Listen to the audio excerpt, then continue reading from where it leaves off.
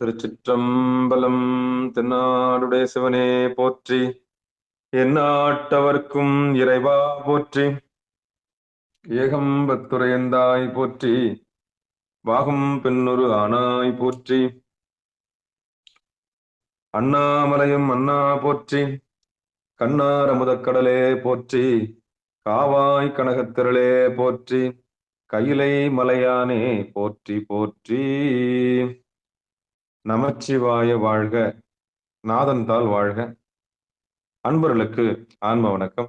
நீங்கள் கேட்டுக்கொண்டிருப்பதும் பார்த்து கொண்டிருப்பதும் சிகாரம் சைவநெறி பாடசாலை என்கிற டெலிகிராம் சேனல் மூலம் ஒவ்வொரு நாளும் அதிகாலை 5:20 மணிக்கு திருநெறிய தமிழோசையில் திருமந்திர ஓசை என்கிற தலைப்பின் கீழே 12 திருமுறை பாராயணம் செய்து வருகிறோம். அந்த வகையில சிவபெருமானுடைய பெரும் கருணையினாலே திருமூல நாயனார் இயற்றிய திருமந்திரம் என்கிற நூலிலிருந்து ஒரு நாளைக்கு ஒரு பாடல் என்கிற வரிசையில சிந்தித்து வருகிறோம்.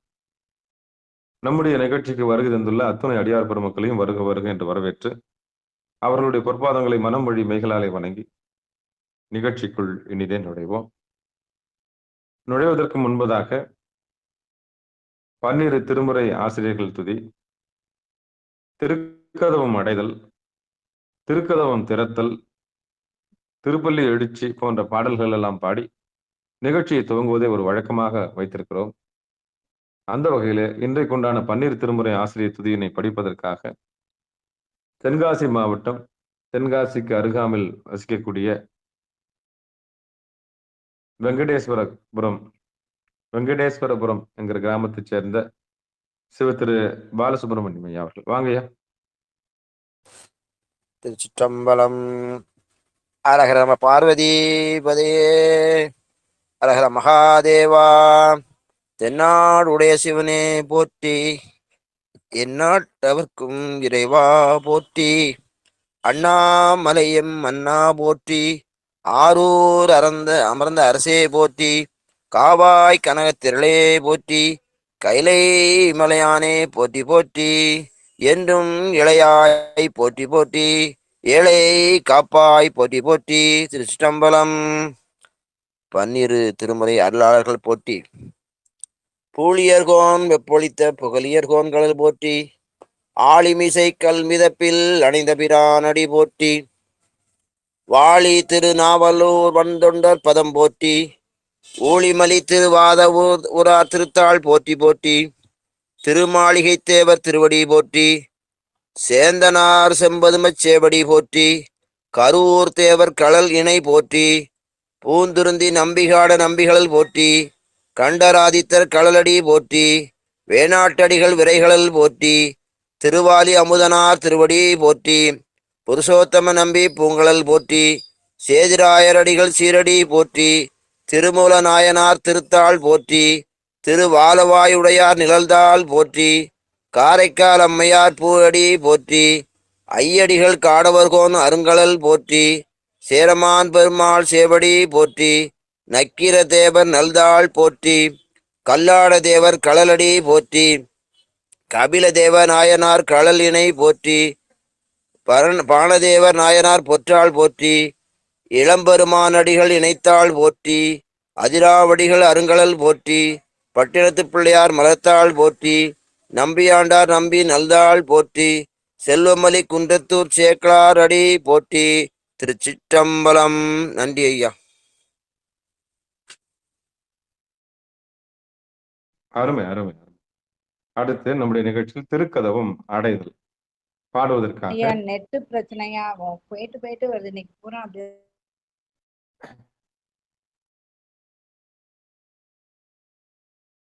அடுத்து நம்முடைய நிகழ்ச்சியில் திருக்கதவம் அடைதல் பாடுவதற்காக சிவ திரு பூங்குடி ஐயா அவர்கள் தென்காசி மாவட்டம், தென்காசிக்கு அருகாமையில் வசிக்கக்கூடிய சோலைமலை கிராமத்தை சேர்ந்த சிவ திரு பூங்குடி ஐயா அவர்கள்.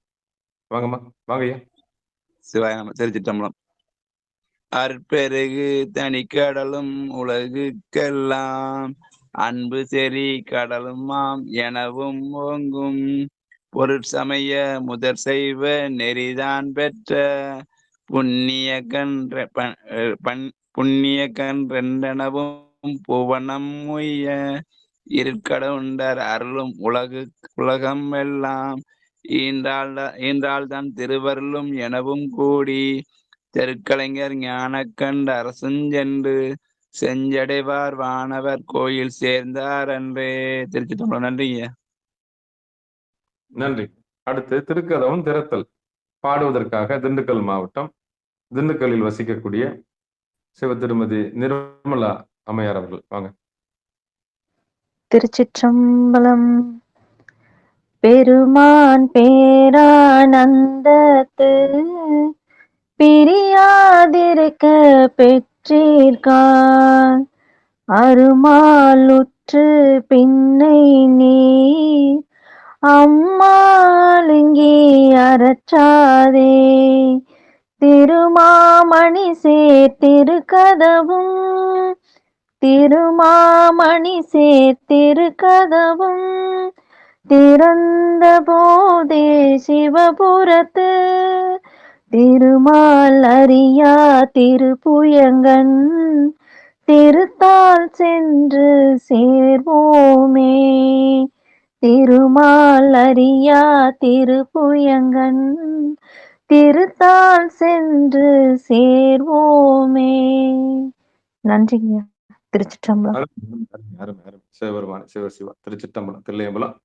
அடுத்து நம்முடைய நிகழ்ச்சி திருப்பள்ளி எழுச்சி பாடுவதற்காக தென்காசி மாவட்டம் சுரண்டை பகுதியை சேர்ந்த சிவ திருமதி விஜயா கைலை அம்மா அவர்கள் வாங்கம்மா. சிவாயனமையா. போற்றி என்பால் முதல் ஆகிய பொருளே புலர்ந்தது பூங்கலர்க்கு இணை துணை மலர் கொண்டு ஏற்றினன் திருமுகத்து எமக்கருள் மலரும் எழில்நகை கொண்டு நின் திருவடி தொழுகோம் சேற்றிதழ் கமலங்கள் மலரும் தன் வயல் சூழ் திருப்பெருந்துறையுரை சிவபெருமானே ஏற்றுயர் கொடியுடையாய் எனை உடையாய் எம்பெருமான் பள்ளி எழுந்தருளாயே. திருச்சிற்றம்பலம். சிவாயம். திருச்சிற்றம்பலம். நன்றிமா. நன்றி. பெரும்புலர் காலை மூழ்கி பித்தருக்கு பக்தராகி அரும்போடு மலர்கள் கொண்டாங்கு ஆர்வத்தை உள்ளே வைத்து விரும்பினல் விளக்கு தூபம் விதியினாலிடவல்லார்க்கு கரும்பினில் கட்டி போல்வார் கடவுர் வீரட்டனாரே.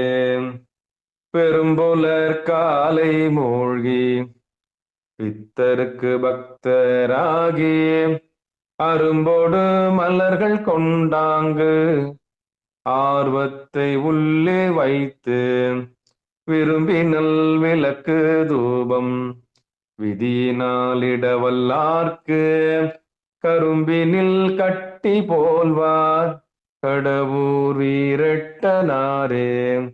கரும்பினில் கட்டி போல்வார் கடவுர் வீரட்டனாரே.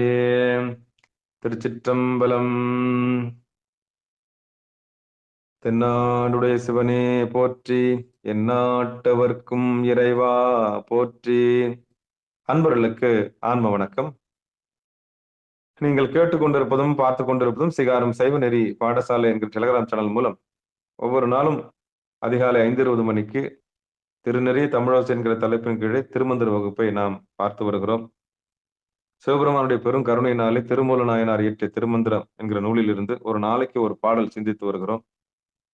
நமக்கெல்லாம் இப்படி ஒரு களத்தை ஏற்பாடு செய்து கொடுத்திருக்கக்கூடிய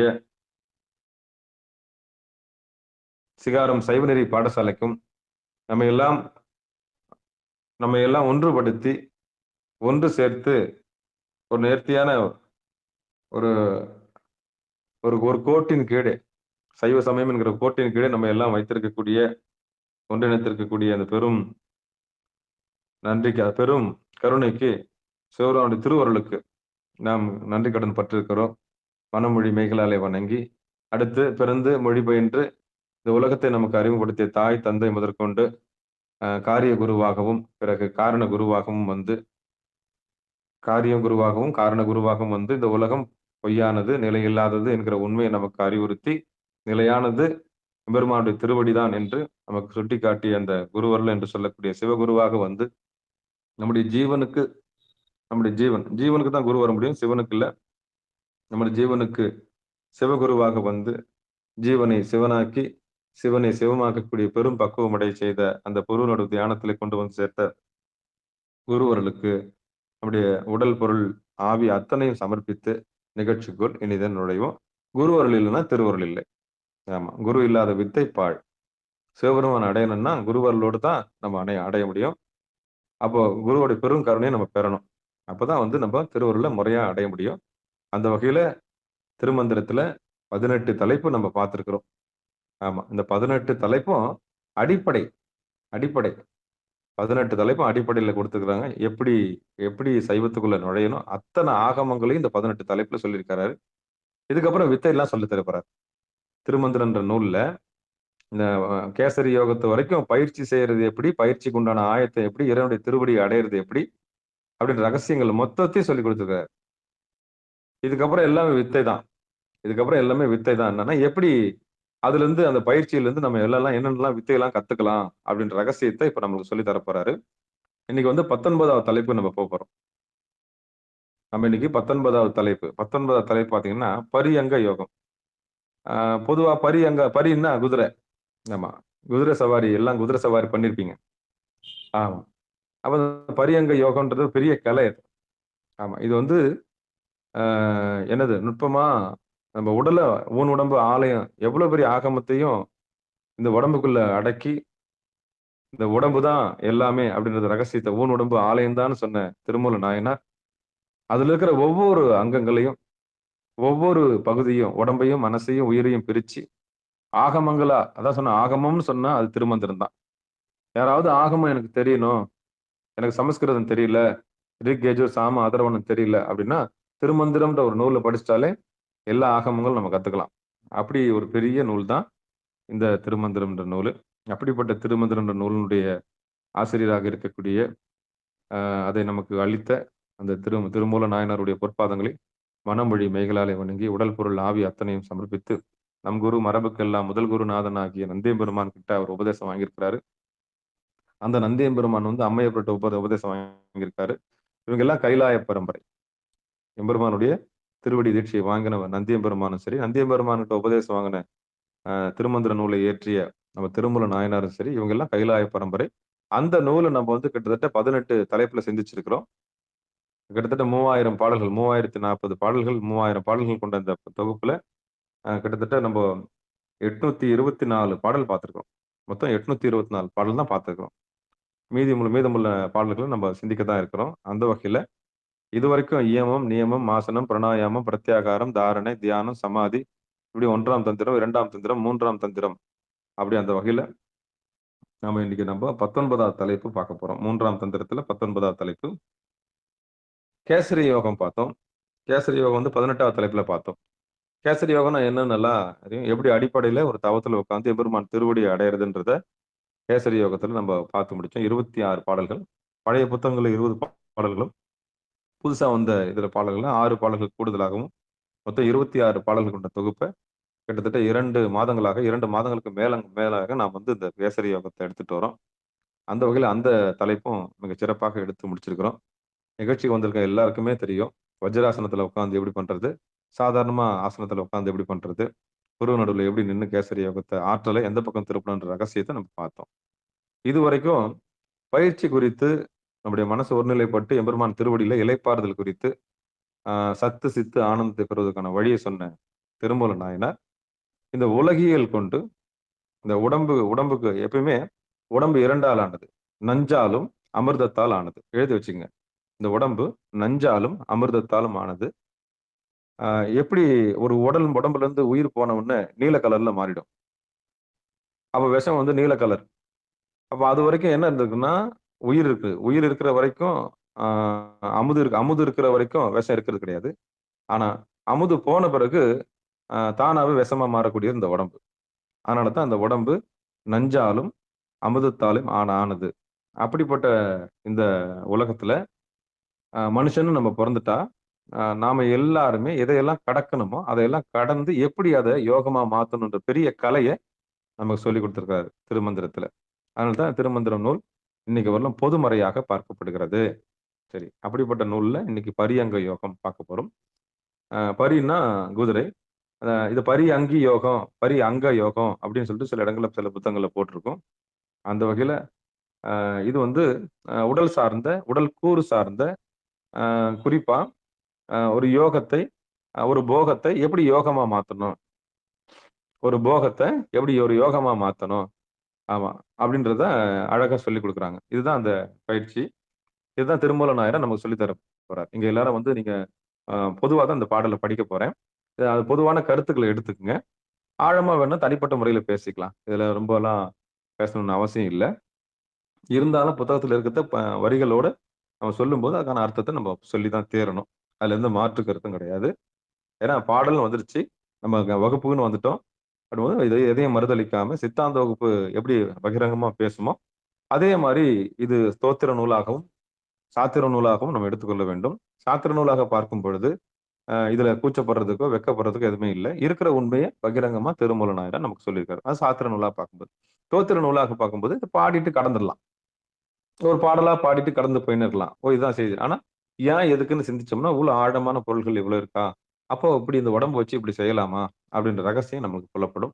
அந்த வகையில இந்த ஜென்மம் எடுத்து என்ன புண்ணியம் சொல்லடி நீயாத்தா அப்படிங்கிற ஒரு பாட்டு ஒன்று கேட்கல, அந்த மாதிரி நம்ம பிறந்துட்டோம். இந்த பிறவி பெரும் பயனை முழுசா அனுபவிக்கணும். ஆமா. அப்போ இந்த ஒவ்வொரு பகுதியும் வாழ்க்கையில எப்படிலாம் நம்ம அதை கடந்து போக போறோம் அப்படின்றதுதான் விஷயம். அதுல குறிப்பா தாம்பத்தியம், தாம்பத்தியத்தோட ஒரு வாழ்க்கை துணை நலம், வாழ்க்கை துணை நலத்தோட எப்படி யோகத்தை போகத்தை யோகமாக மாற்றுவது, அதனுடைய பெரும் கலையைத்தான் இங்க சுருக்கமா பரியங்க யோகம் அப்படின்னு அவர் போட்டிருக்காரு. அந்த வகையில அதனுடைய முதல் பாடல், பரியங்க யோகத்தினுடைய முதல் பாடலை நம்ம பார்க்க போறோம். குறிப்பா இது வந்து யோகியர்கள்னா நான் அடிக்கடி சொல்லுவேன், கழுத்துக்கு மேல கவனம் போயிருச்சுன்னா அவங்க யோகிகள். யோகிகள்னா அவங்களுக்கு இகவர சௌபாகியத்துல இகம் தேவையில்லை அவங்களுக்கு. ஏன்னா உடல் கடந்துட்டாங்க, உடம்பு கடந்துட்டாங்கன்னா அவங்களுக்கு இது தேவையே இல்லை. ஆமா. இல்ல நீங்க இந்த இல்லறத்திலிருந்து நல்லறத்தை நீங்க கடைபிடிக்கணும், இல்லற தர்மத்தை சரியா கடைபிடிக்கணும், எந்தவித இது இல்லாம தொய்வும் இல்லாம கடைபிடிக்கணும்னா இந்த பரியங்க யோகம் ரொம்ப பயன்படும். ஆமா, நிச்சயம் சைவ சித்தாந்தம் சைவ சமயம் எல்லாவற்றுக்கும் முகாந்தரமா இருக்கு. நம்ம சொல்லித்தரத்துக்கு சிவாச்சாரியார்கள் இல்லை, இதை எடுத்து இயம்புறதுக்கு ஆட்கள் இல்லை. அதுதான் அங்க இருக்கிற விஷயம். இப்ப எப்படி கிறிஸ்துவ சமயத்துல ஊழியம் செய்வதற்கு ஆட்கள் இருக்கிறாங்களோ, முகமது சமயத்துல வந்து எப்படி ஓதுவதற்கெல்லாம் அந்த துவா ஓதுவதற்கெல்லாம் ஆட்களை நியமிக்கிறாங்களோ, அது மாதிரி இதுல என்ன கிடையாதுன்னா, ஒரு நல்ல சிவாச்சாரியார் வந்து ஆச்சாரம் பார்க்காம ஜாதி பார்க்காம யாரெல்லாம் பாத்திரம் அறிந்து பிச்சை எடுத்தாங்களோ, சத்தியத்தை யார் தேடி வராங்களோ அவங்களுக்கு இதெல்லாம் சொல்லி தரணும். அப்படி சொல்லி தந்தாங்கன்னா சைவ சமயம் நீண்டு நிலைச்சு எம்பெருமான திருவடி அடைவதற்கான எல்லா வழிமுறையும் கிடைச்சிருக்கும். இது கிடைச்ச உடனே சுருட்டிக்கிறதுனா ஞான ஞான ஞான திருட்டு, திருடி எடுத்துன்னு போய் தனக்கு மட்டுமே வச்சுக்கிறது, தன்னுடைய சந்ததிக்கு மட்டும் வச்சுக்கிறது. அப்படி வைக்கும்போது என்னன்னா அது நோயாக மாறும், இல்லைன்னா வந்து அது ஒரு பெரிய லாஸா தான் மாறும், நம்ம நட்டமா தான் மாறும். எப்பவுமே தான் பெற்ற கல்வி இன்னொருத்தருக்கு பயன்படணும் அப்படின்னு யார் ஒருத்தர் நினைக்கிறாங்களோ அதுதான் வந்து எல்லாருக்கும் போய் சேரும். குறிப்பிட்ட ஆளுக்கு மட்டும்தான் போய் சேரணும்னு நினைக்கும் போது அப்போ வந்து மிகப்பெரிய நோயா மாறிடாது. ஆமா, அது யாருக்கும் பயன்படாம ஒரு பொருள். அப்ப கற்றதுனால் ஆய பயன் அப்படின்னா இதுதான். நம்ம 4 பேருக்கு வெளிச்சமா இருக்கணும், தெரிஞ்சுக்கிட்டத யாருக்கு தேவையோ அவங்க கிட்ட சொல்லணும், பாத்திரம் அறிந்து பிச்சை இடணும். அந்த வகையில சிவபெருமானுடைய பெரும் கருணையினாலே திருமூல நாயனார் இயற்றிய அந்த 3ஆம் திருமந்திரத்தில் 3ஆம் தந்திரத்தில் 19வது தலைப்பாக இருக்கக்கூடிய பரியங்க யோகத்தில் முதல் பாடல் இன்னைக்கு பார்ப்போம். ஒரு 20 நிமிஷம் தான் இன்னைக்கு எடுக்கலான்னு பார்த்தோம். இதனால குறிப்பா நான் சொல்லிடுறேன். இந்த அங்க யோகம்னா ஒரு அங்கத்தை இன்னொரு அங்கம் இணைஞ்சு அதை வந்து போகம்னு சொல்லுவாங்க இல்லையா, போகத்தின் அடிப்படையில யோகத்தை அடைவதற்கான கலையை நம்ம செய்ய போறோம். இது வந்து எல்லாருக்கும் வேணும். பொதுவான ஃபார்முலாவை இவர் சொல்றாரு, சூத்திரங்கள் தான் இது. மந்திரமா பார்த்தா மந்திரம், தோத்திரமா பாடலா பார்த்தா பாடல். அந்த வகையில பார்க்கும்போது இது வந்து ஒரு ஃபார்முலாவா எடுத்துக்கலாம். சரியா? திருச்சிற்றம்பலம் தில்லையம்பலம். பூசுவன எல்லாம் பூசி புலர்த்திய வாசனருங்குடல் மாலையும் சாத்தி காய குழலி கலவியோடும் கலந்து ஊசி துளைவுற தூங்காது போகமே.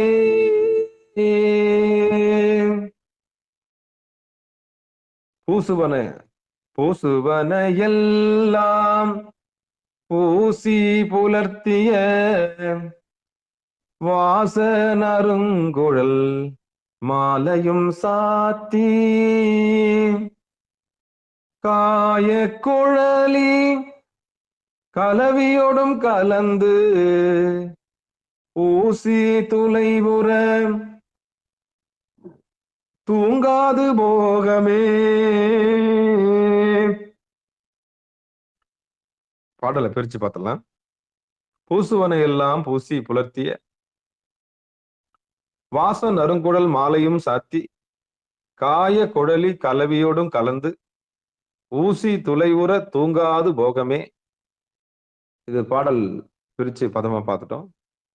நீ பாடலுக்கு உண்டான பொழிப்புரைய மாணிக்கவாசனார் இது அடியானுடைய கணினி பழுது படைஞ்சிருந்தால தர்மை அதிர்த்து எடுக்க முடியல. இந்த பரியங்க யோகம் முதல் பாடல மாணிக்கவாசனாருடைய பொழிப்புரையிலிருந்து அடியான் வாசிக்கிறேன். திருச்சிற்றம்பலம் தில்லையம்பலம்.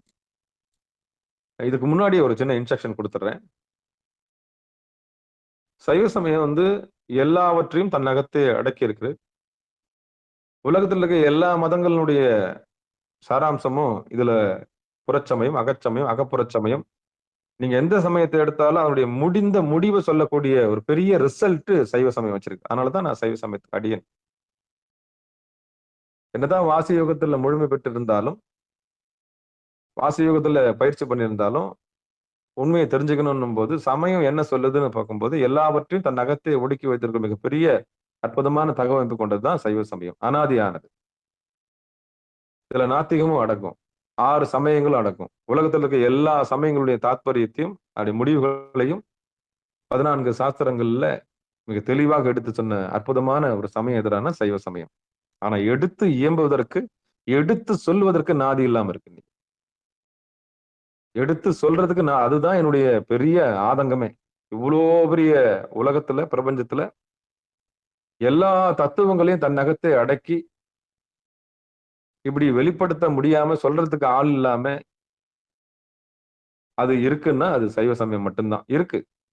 ஆனா எடுத்து இயம்புறதுக்கு ஆள் இல்லை. நீங்க எந்த சமயத்தை எடுத்தாலும், எந்த மதத்தை எடுத்தாலும் தாத்பரியமும் தத்துவமும் சைவ சமயத்தினுடைய புறச்சமயம், அகப்புறச்சமயம் அதனுடைய விளக்கங்கள் இருக்கும்.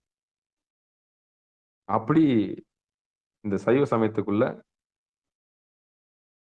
பல தத்துவங்களை உள்ளடக்கி இருந்தாலும், அகோரிகளை பத்தி கூட சொல்லி இருந்தாலும், ஆனா இல்லற தர்மம் தான் இல்லறம் அல்லது நல்லறம் அல்ல அப்படின்ற ஒரு பெரிய தத்துவத்தை உள்ளடக்கியது தான் சைவ சமயம்.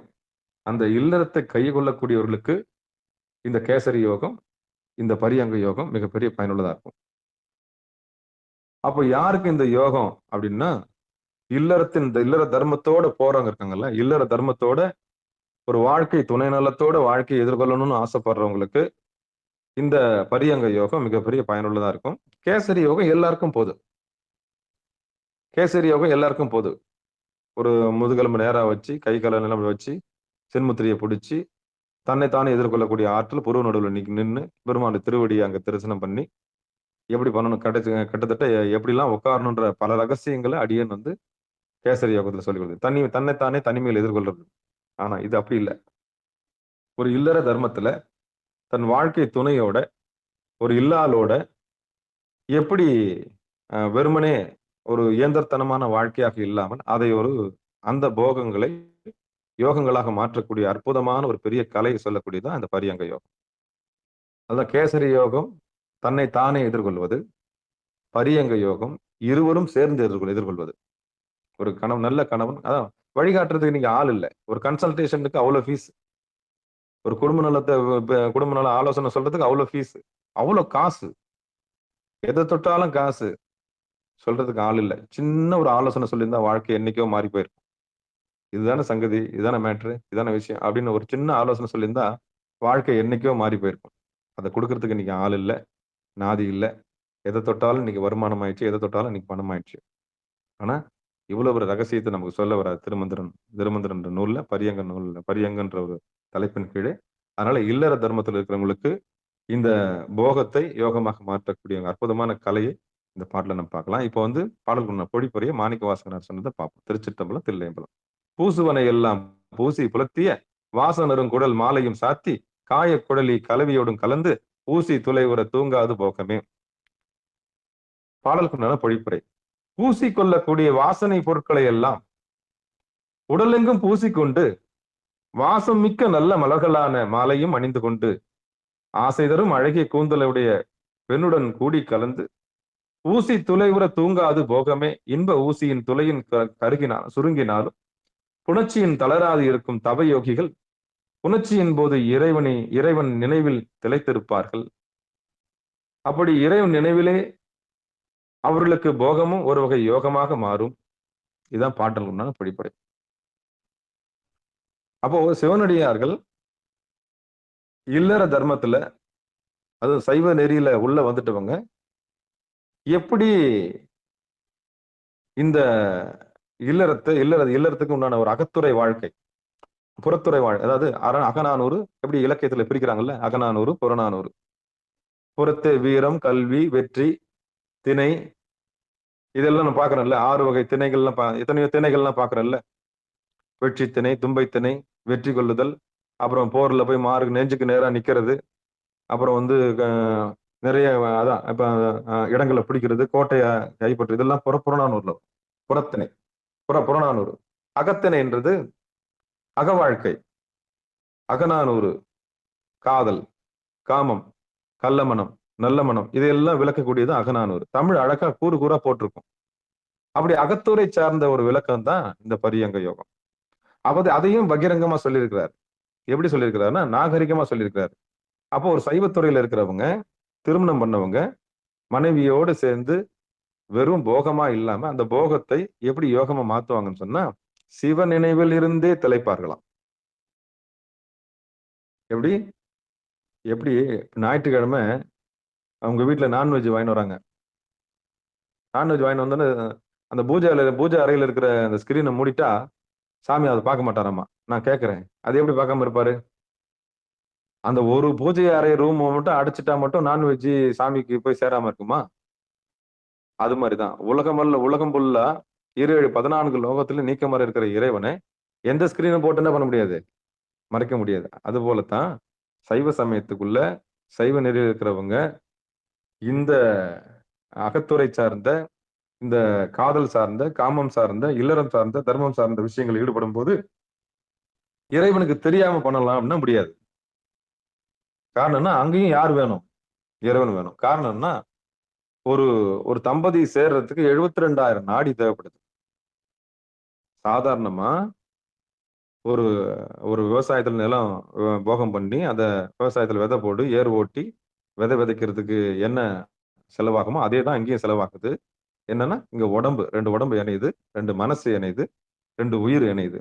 இந்த இணையறதுக்கு அவ்வளோ நாடிகள் தேவைப்படுது. 72,000 நாடி தேவைப்படுது. அப்போ ஒரு சிவனடியார்கள் எப்படி இத ஏத்துக்குவாங்கன்னா, இத ஒரு வழிபாடா ஏத்துக்குவாங்க. 2 பேரும் இணையறது எப்படி ஒரு வழிபாடா செய்வாங்க. நம்ம இது சாதாரண மனுஷங்களுக்கு, மிருக நிலையில இருக்கவங்களுக்கு எப்படி தெரியும்? சாப்பிடுறது, தூங்குறது, உடல் உறவு கொள்றது, திருப்பியும் சாப்பிடுறது, தூங்குறது, உடல் கொள்றது, திருப்பியும் உழைப்பாங்க. ஏன் பண்றோம், எதுக்கு பண்றோம், என்னத்துக்கு பண்றோம் தெரியாது. ஆனா வருஷம் ஆனா ஒரு குழந்தை பெற்றுக்குவாங்க. ஏன் உற்பத்தி ஆச்சு அதெல்லாம் கணக்கு கிடையாது. அப்படிலாம் கிடையாது. அப்போ ஏன் வாழறோம், எதுக்கு வாழறோம், என்னன்னு தெரியாம வாழ்ந்தவங்களுடைய வாழ்க்கை தான் இன்னைக்கு அதிகமா இருக்கே தவிர, அது எப்படி யோகமாக, அது எப்படி அந்த போகத்தை எப்படி யோகமா மாத்தணுன்ற கலை அவங்களுக்கு தெரியாது. காரணம் என்னன்னா அவங்களுக்கு நெறி தெரியாது. நெறி அறியேன் தன்னையே அறியேன்றாங்கல்ல.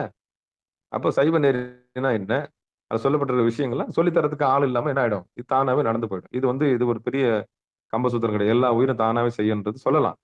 ஆனா இது எப்படி செய்யணும், ஏன் செய்யணும்ன்ற ஒரு விஷயம் இருக்கு இல்லையா, அறிவு சார்ந்த ஒரு தெளிவு வேணும் இல்லையா, அந்த அடிப்படையில பார்க்கும்போது அப்போ யோகிகள், அதாவது சிவனடியார்கள் என்ன பண்ணுவாங்கன்னா, சிவ நினைவில் இருந்தே திளைத்து இந்த இல்லறத்தை அணுகுவாங்களாம். அப்ப மனைவியை தீண்டும் போது, அப்ப மனைவியோடு இருக்கும் பொழுது, மனைவியோடு போகம் கொள்ளும் போது அப்ப எப்படி போவாங்கன்னா, எம்பெருமானுடைய திருவடியை நினைஞ்சுக்கிட்டே என்ன பண்ணுவாங்க, அதான் அந்த அந்த இதுதான் 72,000 நாடியும் அற்புதமா எம்பெருமான் திருவடியை நினைச்சுக்கிட்டே பண்ணும்போது அந்த இல்லற தர்மம் சிறந்து விளங்கும். அதுதான் ரத்தத்துல ஊறி ஒரு நல்ல நல்ல மகசூலை தரும். அதுதான் நல்ல ஒரு விளைவை தரும். அதுதான் நல்ல ஒரு விதைப்பாடு. அப்ப ஏன் நான் சொல்ல வரேன்னா, இந்த உடம்பு எதுக்கு கொடுக்கப்பட்டிருக்குன்னா, ஒரு மரம் இருந்தா பூ இருக்கும், பிஞ்சு இருக்கும், காய் இருக்கும், அப்புறம் வந்து கனி இருக்கும். அந்த கனியில இருந்து ஒரு விதை இருக்கும். திருப்பியும் சொல்றேன் பாருங்க. ஒரு மரம்னு இருந்தா, அதுல பூ இருக்கும், அதுல வந்து பிஞ்சு இருக்கும், அதுல வந்து காய் இருக்கும், அதுல அப்புறம் கனி வரும். அதுக்கப்புறம் வந்து அந்த கனி கழுத்து அந்த கனி பழுத்து கீழ வந்துச்சுன்னா, அதுல ஒரு விதை இருக்கும். திருப்பி அந்த விதையில இருந்து ஒரு மரம் வரும். அந்த செடி வரும். அந்த செடியிலேருந்து மரமாகும். மரம் திருப்பியும் பூ எடுக்கும். திருப்பியும் பிஞ்சு எடுக்கும். திருப்பி அந்த பிஞ்சு வந்து காயா மாறும். திருப்பி அந்த காய் வந்து கனியா மாறும். அந்த கனியிலேருந்து திருப்பியும் விதை வரும். இதுதான் இந்த உலகத்தினுடைய நியதி. அதே மாரி தான் மனித பிறப்பும். ஒரு மனுஷன்னு சொன்னா, அந்த மனுஷன்ற மரத்திலிருந்து திருப்பியும் ஒரு பூ எடுக்கும். திருப்பியும் ஒரு பிஞ்சு வரும். அந்த பிஞ்சுலேருந்து காயாகும். அந்த காய் வந்து கனியா மாறும். திருப்பியும் விதை வரும். இதே மாரி தான். எப்படி தாவரங்கள் தன்னுடைய உற்பத்தி செய்தோ, அதே மாரி மனிதர்களுக்கு இந்த இந்த இயல்பு இயற்கை இயற்கையானது. அப்ப இந்த இயற்கைய எப்படி இரண்டரை இறைவனோடு சேர்ந்து செய்யறது அப்படின்ற கலையைத்தான் நமக்கு பரியங்க யோகன்றதுல நமக்கு திருமந்திர நூல்ல திருமூல நாயனார் சொல்ல வர்றார். அந்த வகையில இந்த பாட்டை என்ன சொல்லுவாருன்னா, பூசி கொள்ளக்கூடிய வாசனை பொருட்களை எல்லாம் உடலெங்கும் பூசிக்கொண்டு வாசம் மிக்க நல்ல மலர்களான மாலையும் அணிந்து கொண்டு ஆசை தரும் அழகிய கூந்தலுடைய பெண்ணுடன் கூடி கலந்து ஊசி துளை உற தூங்காது போகமே இன்ப ஊசியின் துளைத்து சுருங்கினாலும் புணர்ச்சியில் தளராது இருக்கும் தவயோகிகள் புணர்ச்சியின் போது இறைவன் நினைவில் திளைத்திருப்பார்கள். எனவே அவர்களுக்கு போகமும் ஒரு வகை யோகமே ஆகும் அப்படின்னு சொல்லப்படுது. அப்போ சிவனடியார்கள் அதை புறக்கணிக்க கூடாது. ஆமா. இப்ப நான் சொன்னேன்ல, நான்வெஜ் வாங்கிட்டு வந்துட்டோம், ஸ்கிரீனை மூடி வைங்க அப்படின்னு சொன்னா, அப்போ அது மூடி வச்சதுனால நீங்க வாங்கிட்டு வந்த நான்வெஜ் சாமி பார்க்காம இருப்பாரா? அது கவுச்சு தானே. அது போலதான் இல்லறத்திலையும் இங்க இதெல்லாம் சாமி எல்லாம் பார்க்க கூடாது, இதெல்லாம் வந்து இது ரகசியம்னு சொல்லிட்டு ஒழிக்கலாம். எப்படி போகத்துக்கு போகும்போது எல்லாரையும் மறைவா போறோமோ அதே மாதிரி இது இறைவனுக்கு தெரியாம நடக்கக்கூடிய ஒரு விஷயம் இல்ல, இறைவனோடு அருகாமையில் இருந்து செய்யக்கூடிய ஒரு விஷயம். அதனால நல்ல சிவனடியார்கள் இதை வந்து ஆமோதிச்சு நல்ல விளக்கு போட்டு கூட என்ன பண்ணுவாங்க, அதை வணங்கி ஏற்றுக்கொள்வார். 72,000 நாடிய வணங்கி ஏற்று அதை அதாவது உன்னதமான ஒரு காரியமா மாத்துவாங்க. அப்ப யாருக்கு இது உன்னதமான காரியமா மாறுன்னா, பாமரனுக்கு இது மாறாது. அன்னாடம் காட்சிக்கும் உச்சபட்ச பணக்காரனா இருக்கவனுக்கும் இவனுக்கு வந்து ஒரு தூசு மாதிரி தெரியும். அவனுக்கு என்னன்னா சல்லாபமா இருக்கணும், உல்லாசமா இருக்கணும். ஆனா இது உள்ள நடக்கிற வேலை எல்லாம் அவனுக்கு தெரியாது. 72,000 நாடி வேலை செய்யறது தெரியாது. எம்பெருமான் நடத்துற அந்த கூத்து தெரியாது. அப்ப உண்மையை தெரிஞ்சவங்க இந்த மாதிரி போகங்களை எப்படி அணுகுவாங்கன்னா, எம்பெருமானுடைய திருவருள் கருணையை எதிர்பார்ப்பாங்க. சாமி இல்லைன்னா 2 உடல் சேர்வதற்கு வாய்ப்பே இல்லை. சாமி இல்லைன்னா இது நடத்துறதுக்கு வாய்ப்பே இல்லை. அப்போ திருச்சிற்றம்பலம். தில்லையம்பலம் சாமி தான் அதை நடத்துறாங்க. சாமி தான் இதை நடத்துறாங்கன்ற மிகப்பெரிய நன்றி உணர்ச்சி அவங்களுக்கு இருக்கும். யார் நன்றி உணர்ச்சியோட இந்த போகத்துக்குள்ள நுழையிறாங்களோ அவங்களுக்கு மகசூல் நிச்சயம் உண்டு. சாமியோட பெருங்கருணையினால எல்லாம் நடக்கிறதுக்கான வாய்ப்பு இருக்கு. அப்போ இது ஒரு யோகி, ஒரு ஒரு சிவ யோகி, ஒரு சிவனடியார் தன் மனைவியோட தன்னுடைய இல்லற தர்மத்துல நுழையறதுக்கு முன்னாடி என்னன்னா, எம்பெருமான் திருவருள் கருணையினால தான் இது நடக்குதுன்னு நம்பணும். அப்படி நம்பி அவர் வந்து அந்த புணர்ச்சியிலையும் போகத்திலும் ஈடுபடும் பொழுது அவங்க எப்படி இருப்பாங்க, இன்பத்தில் திளைத்திருப்பார்கள் அப்படின்னா சலிக்காம இருக்கும். அதுதான் சொல்ல வராங்க. அப்ப கூடி இருந்தாலும் சலிக்காம எம்பெருமான் திருவடியை நினைச்சுக்கிட்டே இருந்தோம்னா ஏக போகமாய் நீயும் நானுமாய், திருப்புகழ்ல வருதுல, நீயும் நானுமாய் ஏக போகமாய், நீயும் நானுமாய் ஏக போகமாய்னா அப்ப அந்த போகத்தையே நம்ம என்ன பண்ணலாம், யோகமா மாத்தலாம். அப்ப யோகமா மாத்துற மிகப்பெரிய கலை நமக்கு அது வாய்க்கும். இதுதான் தாம்பத்தியத்தினுடைய மிகப்பெரிய சாராம்சம். எல்லாருமே தாம்பத்தியம் பண்றாங்க. உலகத்தில் இருக்கிற 51 தேசங்களும் அதை செய்து கொண்டுதான் இருக்கிறது. பூமியில் இருக்கிற எல்லா உயிரும் தன்னுடைய தகவமைப்பை மறு உற்பத்தியை அதாவது இனப்பெருக்கத்தை நிச்சயம் செய்து கொண்டுதான் இருக்கும். ஆனா சைவ சமயத்துல நம்ம என்ன பண்ணணும்னா, அது எம்பெருமானுடைய திருவருள் கருணையை எடுத்துக்கணும். ஆமா. அதையே அதனால்தான் நம்ம லிங்கஸ்வரூபம், ஆமா ஆத்மஸ்வரூபம், சிவதத்வாய நமக, ஆத்மதத்வாய நமக, சிவதத்வாய நமக, ஆத்மதத்வாய நமக, வித்யா தத்வாய நமக அப்படின்னும் போது இது தத்துவங்களா 3ஆ பிரிக்கிறோம். வித்யா தத்துவம் போது ஆணவம், கண்மம், மாயை பாசத்துல போய் சேர்ந்துரும். அப்ப சிவதத்துவாய் என்னும் போது ஆத்ம தத்துவாய் என்னும் போது நம்முடைய பசு தத்துவத்துல வந்து முடியும். அப்புறம் வந்து 3வது தத்துவம் என்ன, சிவ தத்துவம். 3 தத்துவங்களை நம்ம வந்து வெளிப்படுத்துறோம். எப்படி சாமி எப்படி பார்க்குறோம்? நம்ம லிங்க ஸ்வரூபமா தான் பார்க்குறோம். அதுவும் 84 லட்சம் யோனி பேதம் உள்ள ஒரு ஸ்வரூபமா தான் பார்க்குறோம். சாமிய தனியா பார்க்குறோம்? இல்லையே! சாமி படியாளக்கன்னா எப்படி வராரு? 84 லட்சம் யோனி பேதமா வராரு. ஒரு உயிரா, 2 உயிரா இந்த பூமியில? கிட்டத்தட்ட அத்தனை பேதங்கள்ல நிறைஞ்சது தான் இந்த இது.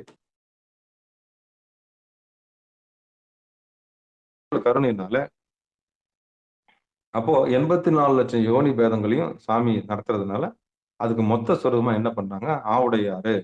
ஆவுடையாருக்கு கீழ ஆணவம், கன்மம், மாயை இருக்கு. அதாவது மண் இருக்கு. அதுல விஷ்ணு இருக்கிறாரு. நீர் இருக்கு. அதுக்கப்புறம் ருத்ரம் இருக்கு. இது 3யும் கடந்து பராசக்தி இருக்கிறா. அதுக்கப்புறம் லிங்க சொரூபம் இருக்கு. இது எல்லாம் சேர்ந்தது தான். அதனால தான் அதுக்கு அருவமும் இல்ல, உருவமும் இல்ல.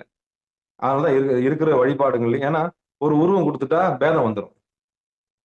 உருவம் குடுத்துட்டா பேதம் வந்துரும். அப்போ உருவம் குடுக்காம, இது என்னதுன்னு சொல்லாம, ஒரு அந்த லிங்க சொரூபத்தையும், ஆவுடையார் சொரூபத்தையும் சேர்த்து மொத்தமா வணங்கிட்டோம்னா, திருவருள் கருணையா நம்ம பார்த்துக்கலாம்.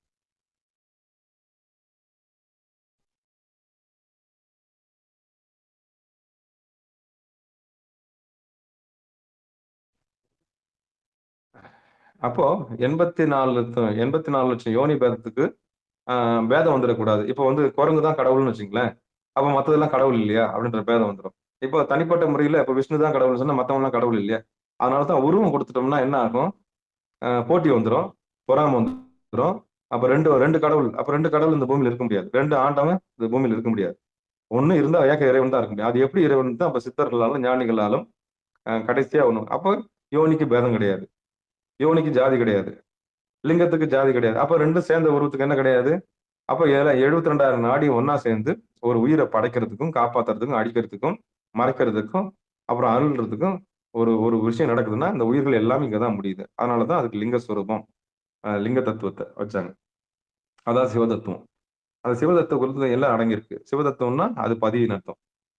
அது புருஷ தத்துவம். எல்லாமே உள்ள அடங்குனா 96 தத்துவங்களை உள்ள அடக்குனது தான் அந்த லிங்க மூர்த்தமும் ஆவுடையாரும் சேர்ந்திருக்குது. அதனால தான் எல்லா கோயில்கள்லயும் கருவறையில எதை வச்சாங்கன்னா, ஏன்னா உயிர் ஒடுங்குற இடம் எதுன்னு கண்டுபிடிச்சாங்க. அப்ப 72,000 நாடியும் ஒடுங்குற கலையை அது செய்யறதுனால, அப்ப அங்க பண்ணிடுறாங்க. அப்ப ஆணவம்னு ஒண்ணு இருந்ததுன்னா, அங்க வேலை நடக்காது. கன்மம்னு ஒண்ணு இருந்தா அங்க நடக்காது. மாயைன்னு ஒண்ணு அது 3த்தையும் கடந்தா தான் எம்பெருமானுடைய திருவடியை பார்க்க முடியும். அடையாளம் தான் நம்ம கோயில்ல இருக்கிற லிங்க ஸ்வரூபம். ஆமா. இதுதான் அந்த படைப்பினுடைய ரகசியத்த மறைச்சு வச்சாங்க. அதனால இது ஒரு உருவம் கொடுத்தா என்ன ஆகும்? பேதம் வந்துரும் இல்லையா? அதுக்காகத்தான் இவ்வளவு ரகசியங்கள் ஒழிக்கப்பட்டதுனால தான், இப்ப இந்த பரியங்க யோகத்துல நம்ம உடம்பே ஒரு கோயில்ன்றதுனால, ஒரு கோயில் இன்னொரு கோயிலோடு சேரும் பொழுது, ஆமா. அவன் தான் அவனாகவும், அவன் தானாகவும் இருக்கும்போது, ஆமா பராசக்தி. அதான் சொல்லடி சிவசக்தி, நின்னையே ரதி என்று நினைக்கிறேன் பாரதி சொல்லுவான்ல. தன்னுடைய மனைவியே பராசக்தியா பார்க்கிறதும், தன்னுடைய கணவனே சிவபெருமானா பார்க்கிறதும் உத்தமம். ஆமா. அப்போ ஒரு தம்பதிகள் சிவனடியார்கள் எப்படி பார்க்கணும்னா, தன்னுடைய மனைவியே பராசக்தியா பார்க்கிற மிகப்பெரிய கலையை கற்றுக்கொள்ள வேண்டும். தன்னுடைய கணவனையே ஈஸ்வரனா பார்க்கக்கூடிய மிகப்பெரிய கலை. எப்படி 2 பேரும் ஒண்ணா நாதா, பழைய காலத்து படங்கள்லாம் ஒண்ணு வரும் இல்லையா? நாதா, நாதி அப்படின்னு கூப்பிடுவாங்கல்ல. பிராணநாதரே. அப்ப நாதா, நாதின்னு கூப்பிட்டுவாங்க. பழைய படங்கள்லாம் பார்ப்பீங்க. பிராணநாதரே, அ தேவி அப்படின்னுவாங்க. அப்போ அவரு தேவின்னு சொல்லுவாரு. நாதா, தேவி இப்படி இந்த இந்த இதெல்லாம் 2மே பிரணவ ஸ்வரூபம். அப்போ நாத விந்து அப்படின்னுவாங்கல்ல. அந்த நாதமும் விந்தும் கலந்திருக்குல்ல. அது மாரி கணவன் மனைவி எப்படி இருப்பாங்கன்னா, நாதமும் விந்தும் போல கலந்திருப்பாங்களாம். அப்போ ஒவ்வொரு கணவன் மனைவியும் ஈஸ்வர தம்பதிகளே. அதனால தான் நான் பைக்ல யாருன்னா போனாங்கன்னா, கணவன் மனைவி யாருன்னா போனாங்கன்னா, 2 பேரும் போனாங்கனாலே நான் எப்படி பார்ப்பேன் தெரியுமா? அது ஈஸ்வரனும், ஈஸ்வரியும் தான் போறாங்க. ஒட்டிக்கின்னே போவாங்க. இப்படி போவாங்க, அப்படி போவாங்க. அப்படி போறாங்கன்னாலே அது யாருன்னு நினைச்சுக்கணும் நம்ப. அப்ப இதுக்கப்புறம் எந்த தம்பதிய பார்த்தாலும், அது வேற யாரும் கிடையாது. சாமியும், அம்பாளும் தான். தனியாலாம் வந்து விடை மேல ஏறிலாம் வந்து என்ன பண்ண முடியாது. வந்தோம், தந்தோம்லாம் நமக்கு அருளாளருக்கு நடந்த மாரி நடக்காது. நம்ம கண்ணால பார்க்கறது எல்லாமே எப்படி பார்க்கணும்னா, கணவன் மனைவியா தான் பார்க்கணும். அதுவும் ஈஸ்வரனும், ஈஸ்வரியா தான் பார்க்கணும். சரியா? இது வந்து பார்க்கிற கண்ணோட்டத்த பொறுத்து. அதனால தான் "கண்டேன் அவர் திருப்பாதம், கண்டறியாதன கண்டேன்" அப்படின்னு நாவுக்கரசர் சொன்னார்ல. எப்படி பார்த்தாரு? "களிறு வருவன கண்டேன்." களிறு எப்படி வருது? தன்னுடைய பெண் யானையோட சேர்ந்து வருது. அப்படி பார்த்தாரு. அப்புறம் மயில் எப்படி வருது? தன் பெண் மயிலோட சேர்ந்து வருது. அப்புறம் கோழி எப்படி வருது? தன் பெண் கோழியோட சேர்ந்து வருது. இப்படி தம்பதி சமேதரா யார் இருக்கிறதுன்னா, சாமி இருக்கிறாங்க. அப்போ திருவையாற்று பதிகத்துல போய் பார்த்தீங்கன்னா தெரியும். இந்த உலகமே யாரால நிரம்பி இருக்குதுன்னா, தம்பதிகளால நிறைஞ்சிருக்குது. அப்ப எங்க நீங்க தம்பதி சமேத யார பார்த்தாலும், அவங்க யாரு இது? அவங்க யாரு? ஈஸ்வரனும், ஈஸ்வரியும் தான். இதுக்கப்புறம் பிரிச்சு பார்க்கக்கூடாது. அது பக்கத்து வீடா இருந்தாலும் சரி, அக்கத்து வீடா இருந்தாலும் சரி, யார் எப்படி போனாலும் அதுங்க 2ம் ஒண்ணா சேர்ந்து இருக்குதா? அது இறைவனுடைய சொரூபம் தான். இறைவன் முடிவு பண்ணிட்டாரு. அதுங்களுக்கு முடிச்சு போட்டாரு. ஆமா. அவங்க 2 பேரும் இருக்காங்க அவ்வளோதான். அப்போ அது நம்ம என்ன பண்ணணும்?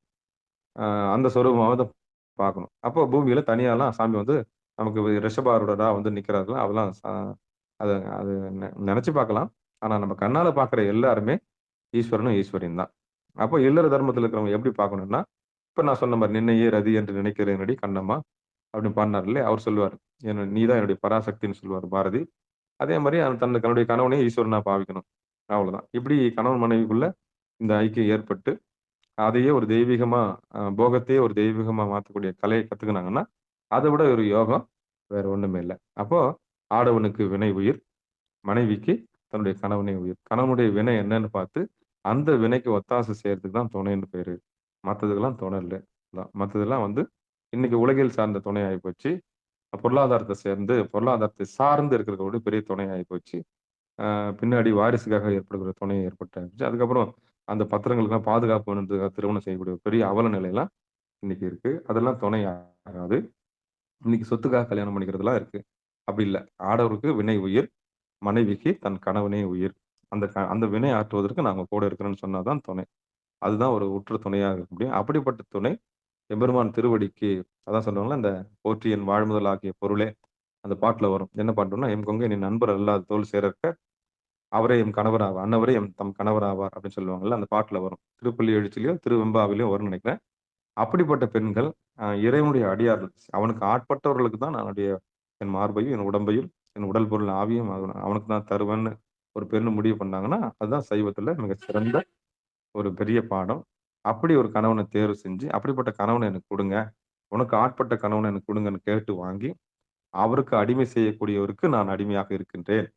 இந்த உடல், பொருள், ஆவி நான் சமர்ப்பிக்கின்றேன். அப்படின்னா, அவங்க 2 பேரும் சேர்ந்து வரப்போற 21 தலைமுறைக்கும் சைவ தொண்டு ஆற்றுவதற்கு எங்களுக்கு ஒரு சந்தானம் வேண்டும்.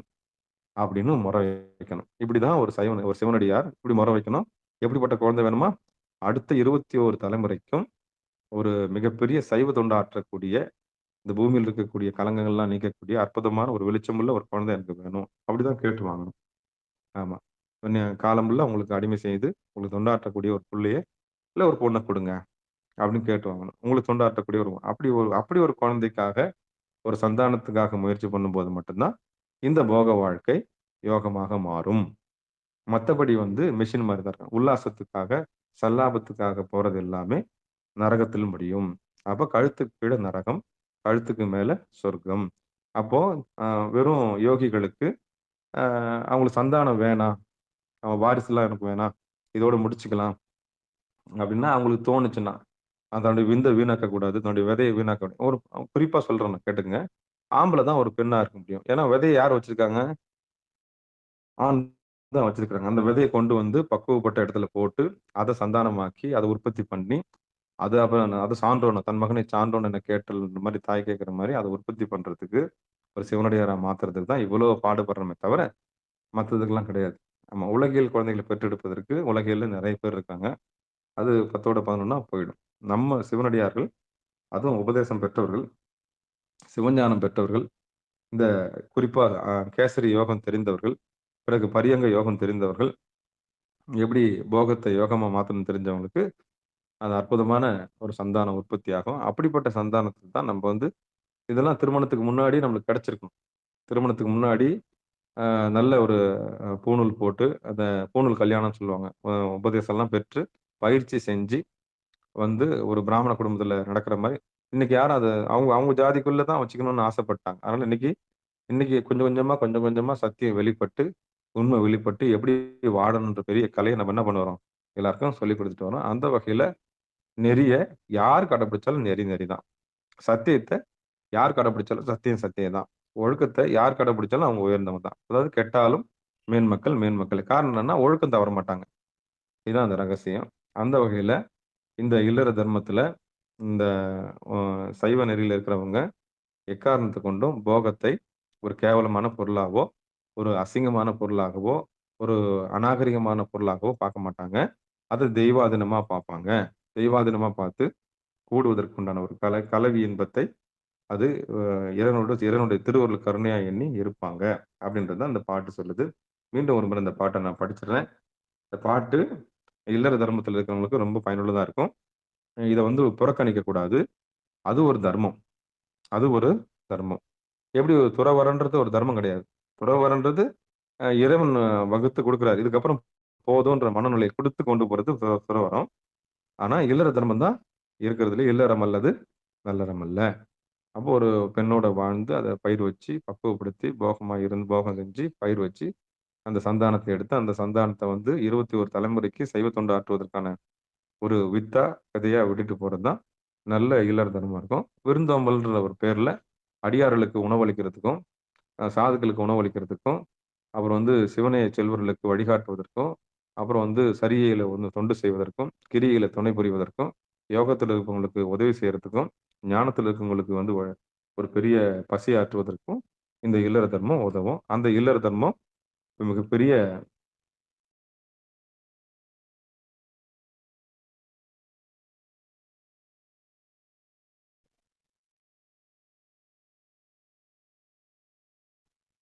அப்போ தர்மம் இதுதான். இந்த தர்மத்தை நம்ம என்ன பண்ணணும்?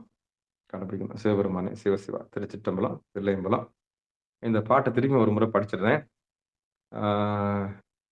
இந்த அருவம் உருவம் இந்த உருவம் எல்லாமே ஞானிகள் சித்தர்கள் பூஜித்த லிங்கம். அப்புறம் வந்து சுயம்பு லிங்கம். நீங்க எல்லாம் பார்த்துருப்பீங்க. எல்லா லிங்கமும் பார்த்துருப்பீங்க. அது சுயம்பா வந்த லிங்கம். அப்புறம் வந்து தேவர்கள் பூஜித்த லிங்கம். அப்புறம் வந்து மனிதர்கள் பூஜித்த லிங்கம். அப்புறம் அசுரர்கள் பூஜித்த லிங்கம். அப்படின்னும் போது கடைசியில 276 தலங்களும் பார்த்தீங்கன்னா தமிழ்நாட்டில் தான் இருக்கும். தென்னாடுடைய சிவனையை போற்றி எந்நாட்டவருக்கும் இறைவா போற்றி. அதனாலதான் இறைவனை கண்டுபிடிச்ச மிகப்பெரிய பங்கு நமக்கு உண்டு. ஆமா. அதனாலதான் தென்னாடுடைய சிவனையை போற்றி எந்நாட்டவருக்கும் அதாவது உடம்பினுடைய உச்சத்தை இந்த உடம்பினுடைய நாடி நடம்பெல்லாம் என்ன செய்யும்? அந்த உச்சக்கட்ட இன்பம், நரகத்தினுடைய விளைவு, சொர்க்கத்தினுடைய விளைவு, சொர்க்கம், நரகம், கழுத்து கீழே என்னென்ன நடக்கும், கழுத்துக்கு மேல என்னென்ன நடக்கும், கபாலத்துல என்னென்ன நடக்கும், துருவ நடுனா என்ன, வலது கண்ணா என்ன, இடது கண்ணா என்ன, இப்படி அக்கு வேற ஆணி வேற இந்த உடம்பு ஆராய்ச்சி பண்ண பெரிய பங்கு இந்திய தேசத்துக்கு உண்டு. அதுக்கு பாரத தேசத்துக்கு உண்டு. அதுல அக்கு வேற ஆணி வேற ரிசல்ட் எடுத்து தான் சைவ சித்தாந்தம். அதனாலதான் தொன்மையான சமயம்னு இதுக்கு சொல்லப்பட்டது. சமயங்கள்லயே தொன்மையான சமயம் சொல்லும்போது அனாதியானது. அதோட அத்தனை ரிசல்ட்டும் அதை உள்ள அடக்கணும்னால ஹரப்பா மொஹஞ்சதாரோல நோண்டி பார்க்கும்போது கூட என்ன இருந்ததுன்னா அந்த லிங்க வழிபாடு இருந்திருக்குன்னா அப்ப இங்கிருந்து பரவி இருக்கு. எப்படி இங்கிருந்து போய் கங்கை கொண்ட சோழபுரத்துல அங்கிருந்து தண்ணி எடுத்து வந்து இங்க வந்து அங்கேயே போய் நிலைநாட்டு வந்தாங்க இல்லையா, வெற்றி பெற்று வந்தாங்க. அது மாதிரி இந்த லிங்க வழிபாடுன்றது மிகப்பெரிய அறிவியல் தத்துவம். உயிர் இங்கதான் முடியும், உயிர் நிலை இங்கதான் முடியும், உயிருடைய மாண்பு இங்கதான் முடியுது.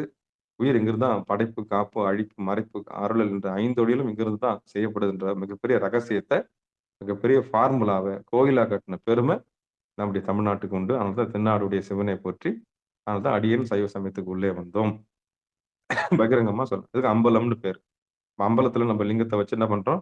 வழிபாடு செய்யறோம். இன்னைக்கு உடையவர் நம்ம பேர்ல நம்ம வச்சு நம்ம ஏன்னா இந்த பிரபஞ்சமே செயற்கையால தான் இருக்கு. இந்த பிரபஞ்சமே ஆகாயமே சிவபெருமான் இருக்கிறாரு. இந்த பூமியே பெண்ணா இருக்குது. ஆமா, இது 2 பேரும் சேருடைய சேர்க்கையினால தான் நம்ம எல்லாம் உற்பத்தியா இருக்கிறோம்.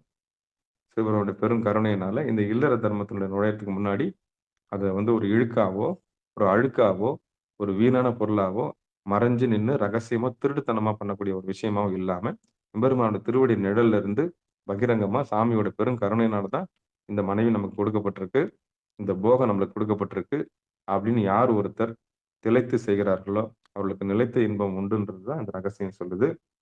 தூங்காது போகமே அப்படின்னா நிலைத்த ஒரு அற்புதமான புணர்ச்சியையும் யோகத்தையும் கொடுக்கக்கூடிய இந்த யோகம் போகமாக மாறுன்ற உண்மையை தான் இந்த பாடல் சொல்லுதுன்னு சொல்லி மீண்டும் ஒரு முறை இந்த பாடல் பாடி நிகழ்ச்சியை நிறைவு செஞ்சுக்கலாம். திருச்சிற்றம்பலம் தில்லையம்பலம். பூசுவன எல்லாம் பூசி புலர்த்திய வாசனருங்குழல் மாலையும் சாத்தி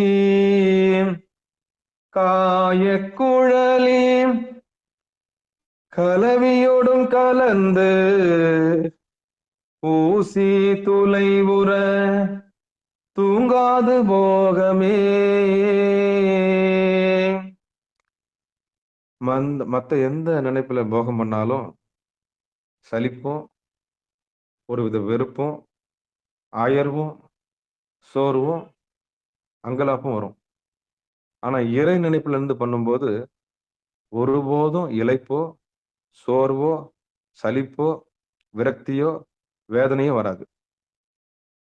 அப்ப புனிதமா யார் ஒருத்தர் தம்பதிய தன்னுடைய துணையை பராசக்தியா நினைச்சு தன்னுடைய கணவனை ஈஸ்வரனா நினைச்சு கூடுறாங்களோ அவங்களுக்கு ஒருபோதும் சலிப்போ விரக்தியோ வேதனையோ துன்பமோ மிகப்பெரிய என்ன இது ஒரு என்ன சொல்றது அயர்வும் வராது சோர்வும் வராது.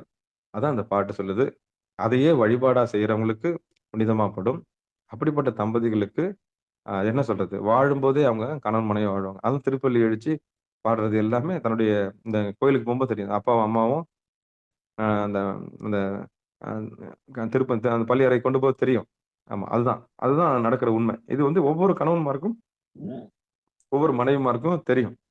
ஆமா அப்படிதான் நம்ம இல்லற தர்மத்தையும் கொண்டு போகணும். எப்படி கோயில்ல திருப்பள்ளி எழுச்சிக்கு போறோமோ அதே மாதிரி பள்ளி அறைக்கு போறோமோ அதே மாதிரிதான் நம்ம வீடும் நம்ம இல்லறமும் அதே மாதிரிதான். ஒவ்வொரு கணவரும் தன்னுடைய கணவனை ஈஸ்வரனா பார்க்கணும். தன்னுடைய மனைவியை அம்பாலா பார்க்கணும். அப்படி வாழ்ந்தாதான் வாழ்க்கை ஒரு பெரிய நிறைவா இருக்கும். இதுதான் வந்து பிராமண சமூகம் மறைமுகமா செய்து அவங்க பகிரங்கமா சொல்றது கிடையாது.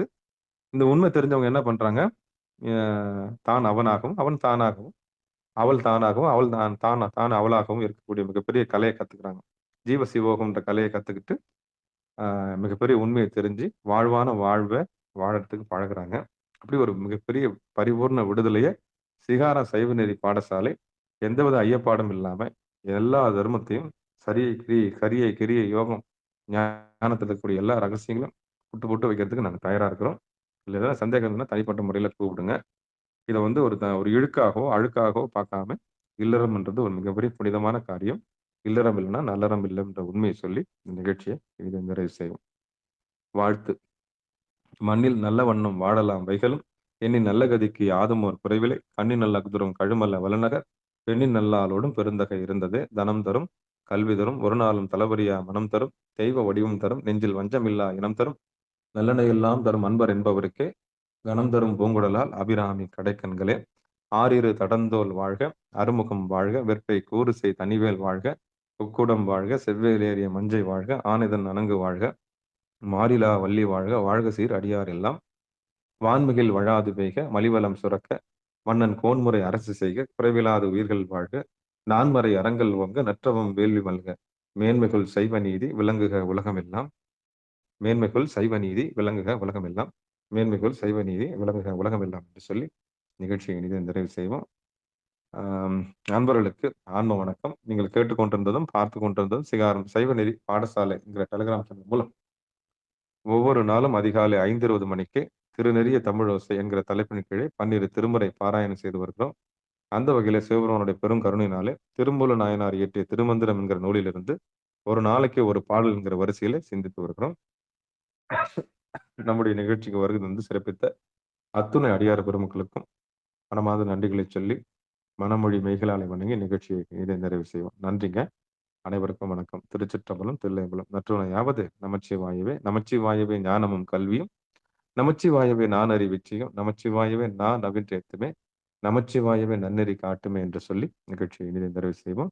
மீண்டும் இன்றிரவு 6 மணிக்கு பிறகு 7 மணிக்கு பிறகு 8 மணிக்கு பிறகு 9:50 சிறப்பு நிகழ்ச்சியில் அடியார் பெருமக்கள் கலந்து கொள்ளும்படி பணிவன்பு கூறி நிகழ்ச்சியை இனிதை நிறைவு செய்வோம்.